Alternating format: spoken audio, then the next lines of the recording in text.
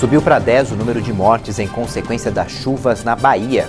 E veja também: a China tem o primeiro caso da variante Ômicron e confina 500 mil de pessoas.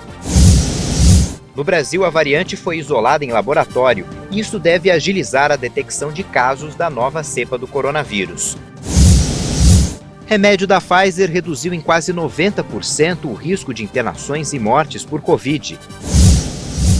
E o setor de serviços teve queda em outubro, mas segue em nível acima do patamar pré-pandemia. Veja a partir de agora.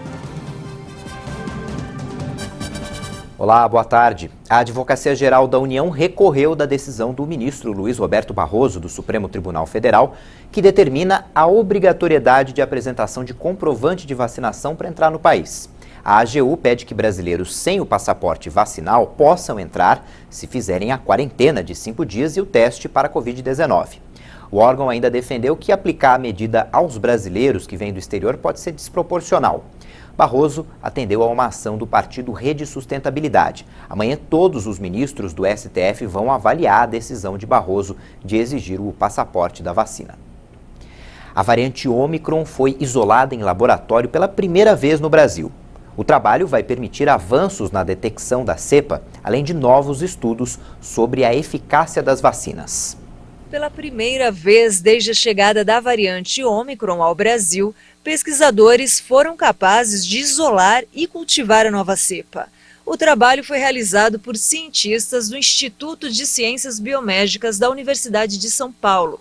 O grupo também foi pioneiro em isolar e cultivar a linhagem original do novo coronavírus, que chegou ao Brasil em fevereiro de 2020. A amostra da Ômicron analisada pelos cientistas foi diagnosticada em um casal de brasileiros que moram na África do Sul e estavam a passeio no Brasil. A cepa isolada está atualmente sendo cultivada e em 2 semanas já poderá ser distribuída em todo o país para que sirva de base na detecção da variante em outras localidades. Além de acompanhar a evolução da cepa, pesquisadores podem avaliar a eficácia das vacinas já existentes no combate da variante. O grupo de cientistas acredita que o trabalho poderá trazer avanços aos estudos sobre a doença. A Fiocruz lançou uma cartilha com orientações para passar o Natal e o Réveillon com segurança. As recomendações também serão divulgadas pelo WhatsApp. Apesar do Brasil registrar queda nos principais indicadores da doença em função da imunização, o Observatório Covid-19 da Fundação Oswaldo Cruz lembra que a pandemia ainda não acabou. Assim como no fim do ano passado surgiu a Delta, a descoberta da nova variante Ômicron representa um alerta sobre a pandemia e os cuidados necessários durante as festas de fim de ano. Por isso, a cartilha tem o objetivo de informar a população que, além da vacinação, é fundamental manter as medidas de proteção. Para ajudar a identificar formas mais seguras de passar o Natal e o Réveillon, diminuindo os riscos de transmissão da Covid-19 no período, foram listadas recomendações na cartilha. Para participar de encontros e eventos de fim de ano, todos precisam estar vacinados, inclusive com a dose de reforço aos grupos que já podem ter essa proteção. Também é recomendado evitar aglomerações, preferir ambientes abertos e ventilados, manter distância mínima de 1,5 metro, usar máscaras e higienizar sempre as mãos. Além do Ministério da Saúde, outros órgãos federais, como a Controladoria Geral da União, a Polícia Rodoviária Federal e o Instituto Federal do Paraná, foram alvos de ataques hackers nos últimos dias. Depois da invasão, o site do Ministério da Saúde, a plataforma e o aplicativo do Conect SUS, em que se encontra o comprovante de vacinação contra a Covid-19, saíram do ar. O ministro da Saúde, Marcelo Queiroga, confirmou que o órgão foi alvo de um segundo ataque hacker e o prazo para a retomada do Conect SUS, definido para hoje, já não deve ser cumprido. O Brasil registrou menos de 50 mortes por Covid em 24 horas. Dessa vez, 9 estados não divulgaram dados de casos e de óbitos pela doença. O Brasil registrou mais 48 mortes por Covid-19 em 24 horas. Agora são 616.878 vítimas da doença no país. Também foram registrados mais 2.082 novos casos de um dia para o outro. Ao todo, mais de 22.191.000 diagnósticos de coronavírus já foram confirmados desde o início da pandemia. A média móvel de mortes é de 162 vítimas, completando 9 dias com menos de 200 mortes diárias. Já a média móvel de casos indica 6.353 novos registros. Diminuiu 27% com relação à média de 14 dias atrás, e a tendência segue de queda. No mapa da evolução da doença por regiões, hoje 3 estados registram alta: Mato Grosso, Roraima e Sergipe. Em estabilidade estão 4 estados: Alagoas, Minas Gerais, Pernambuco e Rio Grande do Norte. 11 unidades da federação apresentaram queda e 9 estados não informaram os dados: Mato Grosso do Sul, Paraíba, Paraná, Rio de Janeiro, Rio Grande do Sul, Rondônia, Santa Catarina, São Paulo e Tocantins. No Brasil já foram aplicadas mais de 320 milhões de doses de vacinas contra a Covid. Segundo o Ministério da Saúde e as secretarias estaduais de saúde, mais de 159 milhões, quase 160 milhões de pessoas tomaram a primeira dose. Isso já representa 75% dos brasileiros. Mais de 139 milhões tomaram a segunda dose, 65% da população.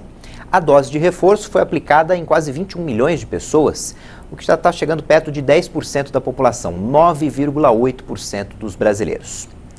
Subiu para 88 o número de mortos após a série de tornados que atingiu o sudeste dos Estados Unidos. Pelo menos 109 pessoas continuam desaparecidas. A série de tornados que atingiu 8 estados americanos, para especialistas, é considerada uma das piores que já aconteceram na região. Os serviços de emergência ainda prosseguem com as buscas por sobreviventes e autoridades advertiram que o número de vítimas fatais deve aumentar. Afinal, mais de 100 pessoas continuam desaparecidas. Voluntários e moradores das comunidades atingidas pelo tornado em Kentucky têm unido forças, oferecendo alimentos e itens básicos aos atingidos que perderam suas casas no desastre.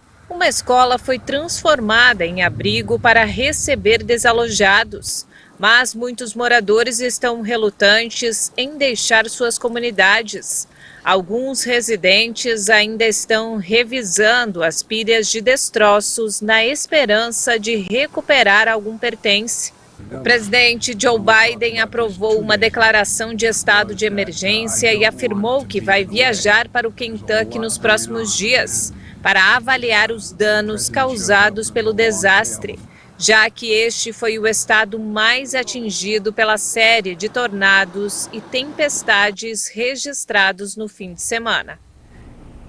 Na Bahia, subiu para 10 o número de mortes em consequência das chuvas dos últimos dias. Mais de 15 mil pessoas ficaram desalojadas.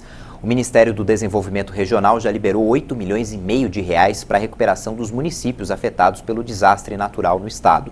Já o governo de Minas Gerais informou que vai adiantar o repasse de 5 milhões e meio de reais para cidades afetadas pelas chuvas. O valor faz parte do pagamento de dívidas ligadas ao ICMS e ao IPVA.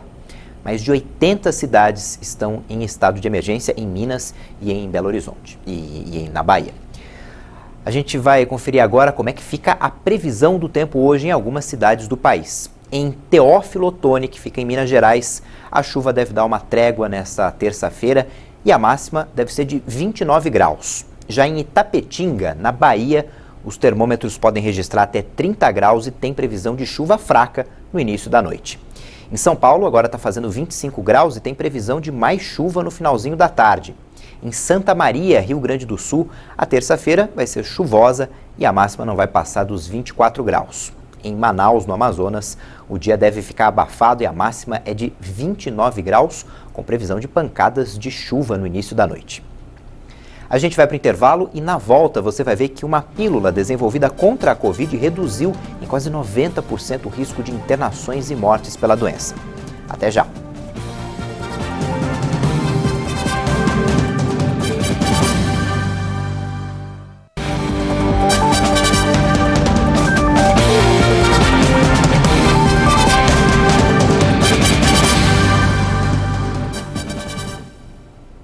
O setor de serviços recuou em outubro. Essa é a segunda queda seguida, mas o patamar ainda está acima do período pré-pandemia.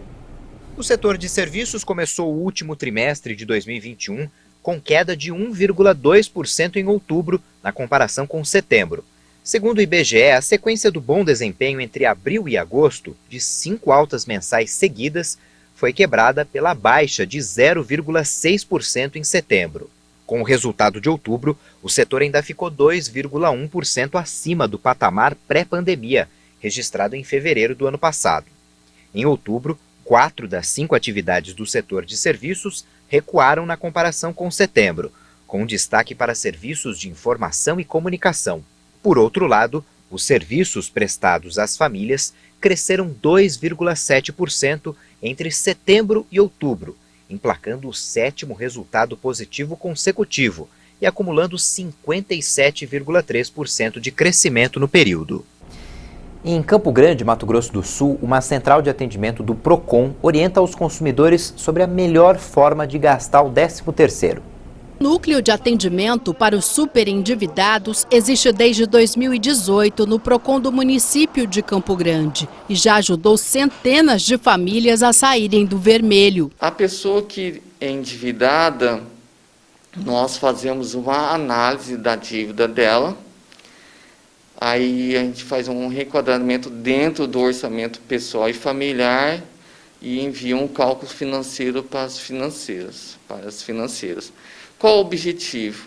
É tentar diminuir a dívida dessa pessoa. Somente este ano, a equipe atendeu 200 pessoas. Algumas quitaram as dívidas e estão gerando renda com as dicas dos educadores financeiros. Ganhavam um salário mínimo, estavam com problemas familiares horríveis e a gente conseguiu solucionar o problema dela e ela, com a nossa instrução, ela começou a gerar renda extra. E com essa renda extra, ela começou a pagar a dívida delas. Então, assim, isso é fantástico. É um trabalho assim, muito gratificante feito por nós. De acordo com o levantamento do DIEESE, o pagamento do 13º deve injetar 2 bilhões e 900 milhões na economia do Estado. O economista do PROCON municipal diz como os consumidores que não estão endividados podem aproveitar melhor este recurso extra. Primeiro é para ela se presentear, uma fatia do 13º para ela se presentear para realizar um sonho dela. E também comprar presente para as pessoas próximas. É muito importante que a pessoa ela entenda que ela tem de separar uma parte do...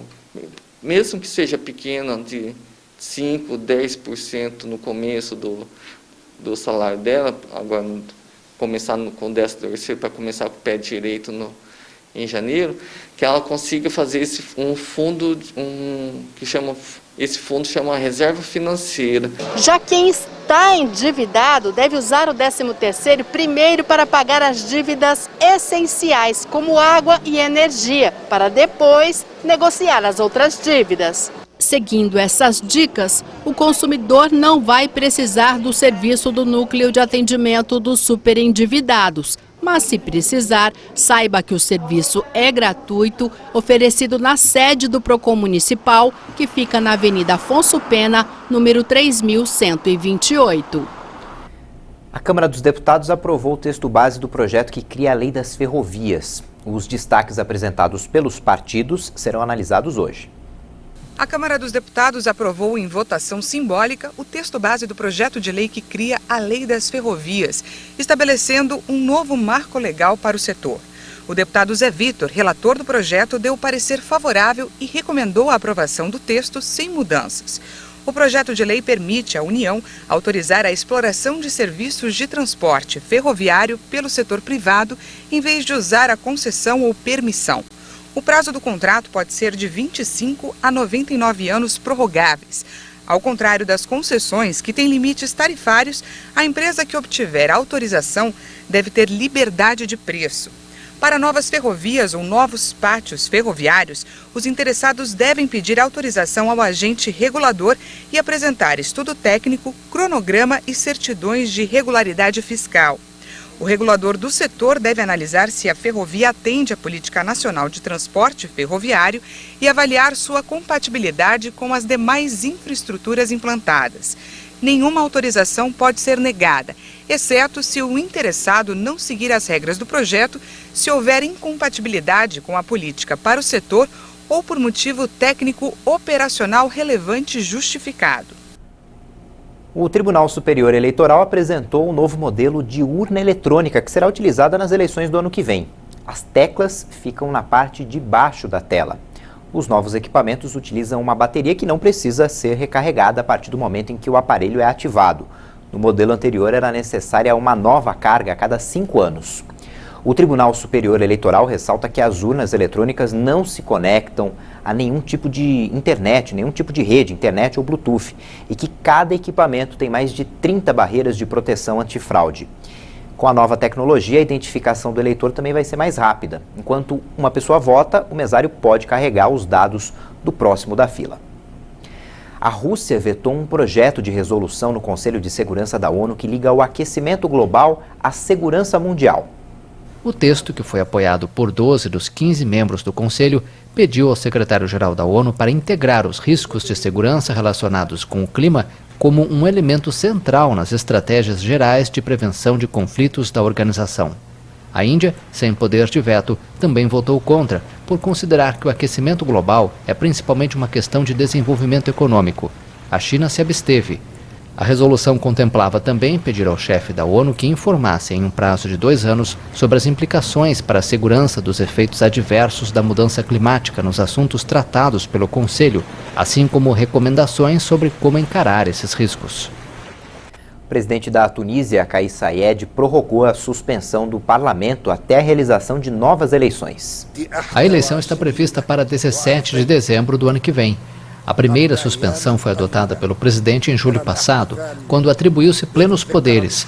Saied disse à época que o objetivo era salvar a Tunísia de um perigo iminente, após meses de estagnação política e de uma crise socioeconômica agravada pela pandemia. Em um discurso à nação, Saied também anunciou a realização, a partir de 1º de janeiro, de uma série de consultas populares. As consultas serão sobre as emendas constitucionais e eleitorais, que em seguida serão submetidas a referendo em 25 de julho do ano que vem. O Pentágono deixou sem punição militares americanos que participaram de um ataque contra civis em Cabul. A informação foi divulgada pelo secretário de imprensa do Pentágono, John Kirby. O ataque ocorrido no fim de agosto deixou 10 civis mortos, incluindo 7 crianças. Kirby disse que não há provas suficientes para responsabilizá-los pessoalmente. A decisão sobre o ataque, que aconteceu nos últimos dias da presença americana no Afeganistão, foi tomada pelo secretário de Defesa, Lloyd Austin, após um relatório de 2 integrantes do alto escalão. Funcionários americanos disseram que tinham informação de inteligência sobre um possível ataque do grupo Estado Islâmico e lançaram um míssil de um drone contra um alvo que, na realidade, era uma família de civis. O primeiro caso da variante Ômicron na China foi detectado na cidade de Tianjin e o país confinou 500 mil de pessoas. A restrição acontece há poucas semanas do início dos Jogos Olímpicos de Inverno de Pequim. A província de Zhejiang, motor econômico da China, registrou um foco de Covid-19. Com isso, autoridades anunciaram o confinamento de 500 mil de pessoas no país. Também foi ordenado o fechamento de estabelecimentos comerciais em vários distritos. A província registrou 44 dos 51 casos de Covid-19 por contágio direto detectados na China, o que elevou a quase 200 as infecções desde a semana passada. O número de contágios no território chinês é bastante reduzido na comparação com outras grandes economias. Mesmo assim, autoridades locais organizaram testes em larga escala e confinamentos localizados para enfrentar o surto. A imprensa chinesa informou na segunda que o país detectou o primeiro caso da variante Ômicron da Covid-19 na cidade de Tianjin, que fica no norte da China. O país está a poucas semanas do início dos Jogos Olímpicos de Inverno de Pequim, marcados para começar em 4 de fevereiro. Mais de 540 mil pessoas foram confinadas em Zhejiang.